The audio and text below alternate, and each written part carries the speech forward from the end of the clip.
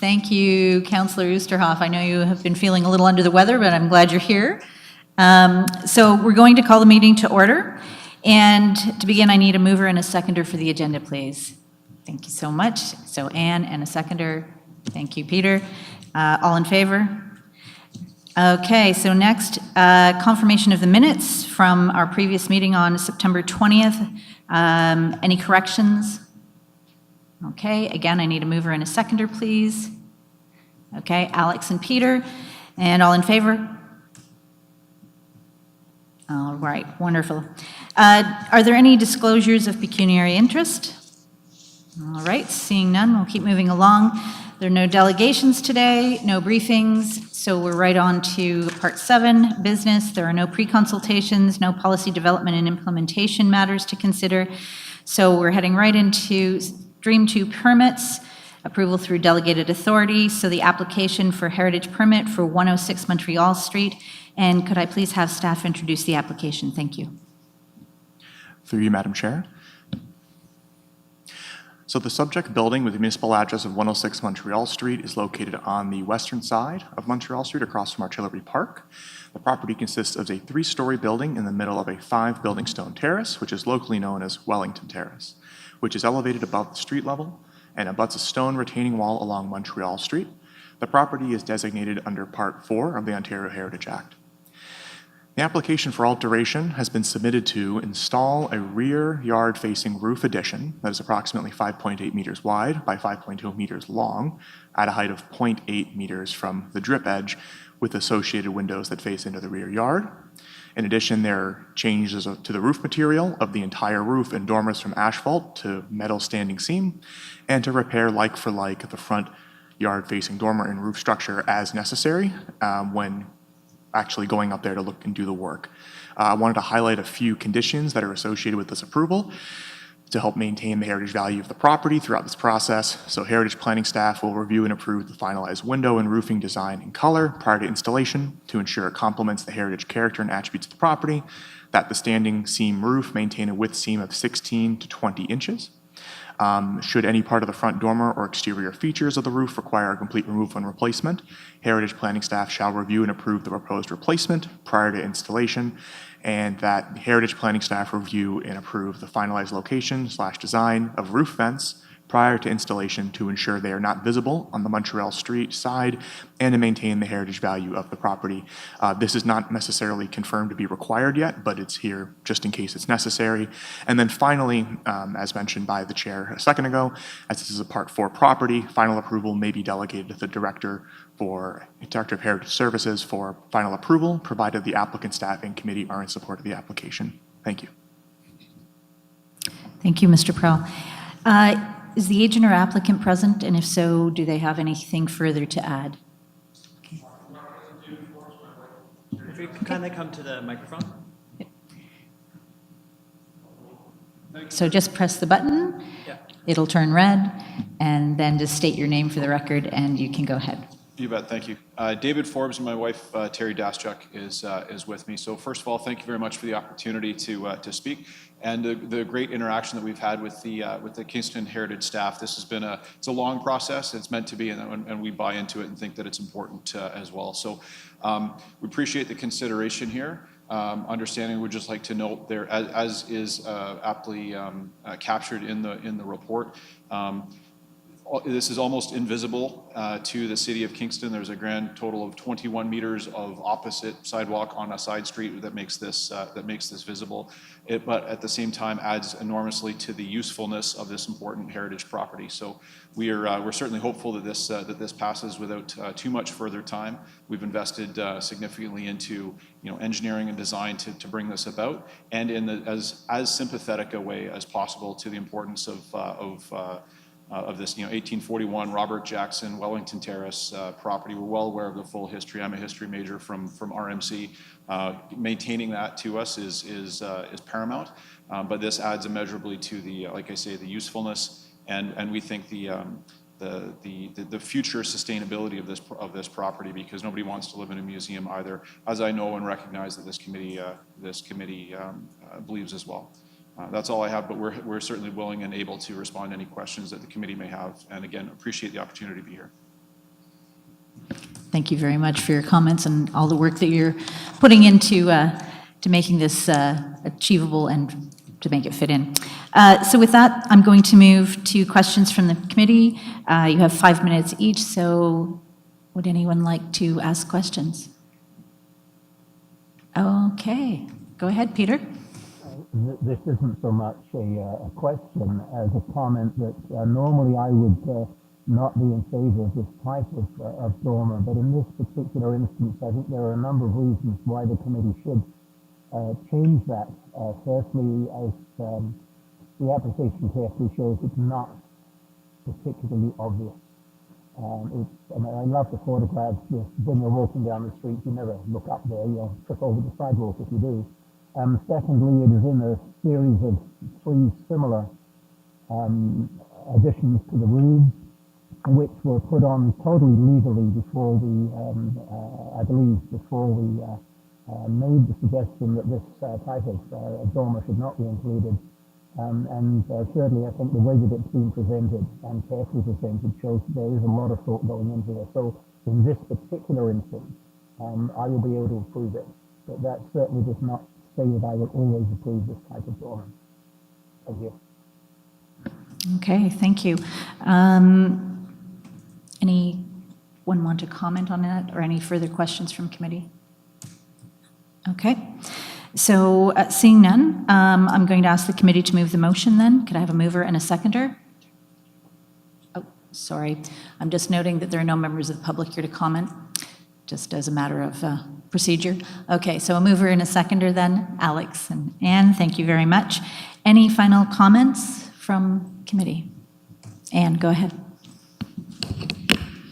I just want to congratulate the owners for the intense preparation for this application. I congratulate them. It's a model for the future. Thank you for those kind comments. I echo it. All right, I'm going to call the vote for the recommendation that alterations to the property of 106 Montreal Street be referred to the Director of Heritage Services for the issuance of final approval in accordance with the details described in the application, file number P18-077-2023, which was deemed completed on September 1st, 2023, with the said alterations to include, I'm not going to read the whole list in the interests of time, and there are a number of them. So with that, I'm going to call the vote. All in favor? And that passes unanimously. Thank you. Congratulations.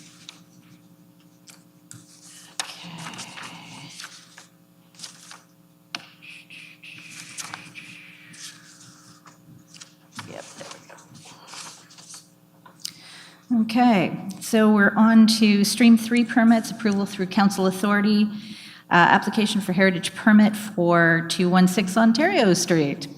All right, so I'm going to ask staff to introduce the application, please. Through you, Madam Chair. Thank you again. So the subject property here is one we're all familiar with. It is City Hall. So City Hall is obviously located on the western side of Ontario Street, opposite Confederation Park, where the eastern front facade faces Kingston Harbor. The eastern facade is 3 stories high with an elevated entrance below a pediment and is crowned by a dome. Whereas the southern and northern elevations are 2 stories tall with a flat roof. All elevations have a sunken story. City Hall is designated under Parts 4 and 5 of the Ontario Heritage Act. So an application for alteration has been submitted to request approval to install 3 accessibility signs in blue and gray colors with an associated angle stainless steel pedestal and a matte finish near each of the eastern, southern, and northern entrances. I also wanted to highlight a few conditions of the proposal. In this case, it would just be the one, which is that Heritage Planning staff review and approve the final location of the pedestal and signage prior to installation. Happy to answer any questions as necessary. Thank you. Thank you, Mr. Prell. So any questions from the committee? Okay, seeing none. No members of the public are here. Any further comments from staff? Okay, seeing none, I'm going to ask for a mover and a seconder for this. Okay, Alex and Peter, and all in favor? And that passes unanimously. We're moving through this pretty quickly. Okay. So with that, we're on to Part E, Notice of Intent to Designate under the Ontario Heritage Act. So there are a number of addresses here. 13 Aragon Road, 1311 Turnbull Way, 131 and 133 to 137 Princess Street, 1360 Sydenham Road, 1397 Sydenham Road, 203 and 205 Sydenham Street, 207 to 209 and 211 Queen Street, 61 Alwington Avenue, and 71 Montgomery Boulevard. Could staff please introduce the application? Thank you, Madam Chair. So what's before you today is a report with some background information regarding the evaluation that we did for the 12 properties that the Chair just mentioned to determine their cultural heritage value. As these properties were found to exceed the threshold established by the Province of Ontario for designating properties under Part 4 of the Heritage Act, staff recommends serving the owner with a notice of intent to designate to those 12 addresses that were just mentioned. The owners of the properties listed have been provided with the draft of the designation bylaws and general information on heritage designation by registered mail. The owners were also invited to an open house on September 13th that hosted by planning staff. While property owners are not required to support the designation for it to move forward, feedback that we've received from owners has been considered and adapted into the bylaws that are before you. The notice of intent to designate and the draft designation bylaws have been prepared in accordance with the recent changes to the Heritage Act. Staff recommend proceeding with the notice of intent to designate on the subject properties to ensure that their conservation, to ensure their conservation and to enable the city to support and provide resources to the owners through the grant program and through our heritage permitting process. Thank you. Thank you very much. Okay, so I'm going to move to the committee for questions. So does anyone have questions? Peter, go ahead. Firstly, congratulations, Ryan and your department on moving ahead. And I also hate to say that congratulations to the Conservative government for pushing us to do this. I know, you don't have to look like that. The question, though, is one that I should have the answer to. There's been a letter circulating about errors in the descriptions, and it leads to a larger problem to me, and that, at least not a problem, a question. Obviously, all designated properties have that description, and are going to change over the years. Chimneys may have to be taken down, windows may have to be whatever. Do we ever change the original designation wording, or is it simply left as this is what it was at the time of the designation?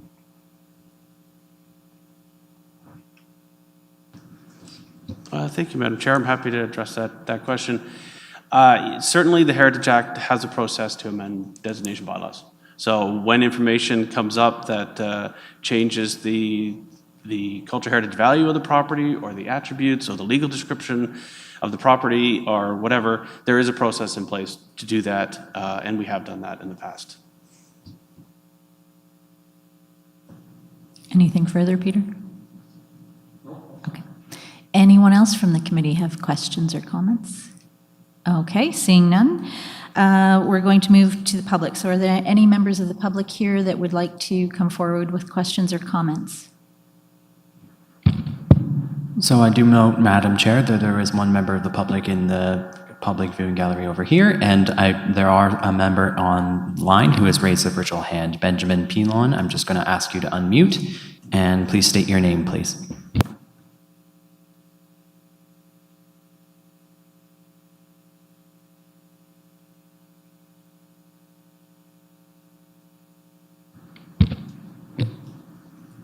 Mr. Pilon, you may begin if you are, and because we're currently not able to hear you. So if you are speaking, we can't hear you, but the floor is yours.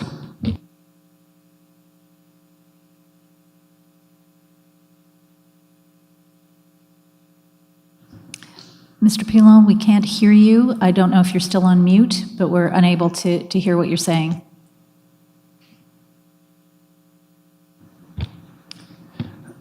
What I can do is if you would like to send me what you were going to say to my email address, which is isullivan@cityofkingston.ca. It's also on the top of the agenda package and on the Heritage Properties Committee's webpage on the City of Kingston's website. I can forward it to Ryan Leary for inclusion in the consideration of the bylaw, and also forward it to any other members of staff that need to see it as well. Thank you. Okay, thank you, Mr. Clerk. Is there anyone else from the public who has a question or a comment at this point? Okay, seeing none, I'm going to ask for a mover and a seconder for this. Anne and Gary. I'm going to have you on this one, Gary. Thank you. So the recommendation is to move all of these properties and recommend their designation. I'm not going to read through the whole thing because we'd be here most of the morning. With that, though, are there any final comments from committee or questions? Okay, seeing none, I'm going to call the vote. All in favor? And that passes unanimously. And thank you to staff for all the hard work that you've been doing on this. I know that it's a lot of effort to move these forward, and it's greatly appreciated. Okay, so with that, we have no working groups, no permit approvals, no motions, no notices of motions, no other business, no correspondence. The date of our next meeting is November 15th, 9:30 a.m., so I need a mover and a seconder to adjourn, please. Alex? And Peter, and all in favor? Thank you.